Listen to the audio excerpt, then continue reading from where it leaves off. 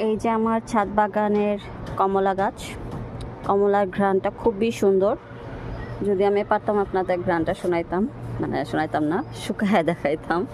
তো যাই হোক, এই যে গাছ থেকে অলরেডি আমি পেরে ফেলেছি, এটা এখন ছুলে দেখাবো কেমন। আর এই যে অলরেডি একটা গাছে আছে, যে হালকা হালকা পাকা, আরও আছে ভিতরে দেখা যাচ্ছে, এই যে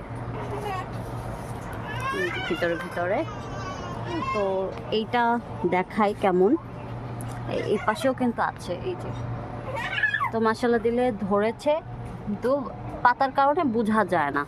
তো চলেন, যে 3টা পেরেছি, এখান থেকে একটা ছুলে দেখাই কেমন।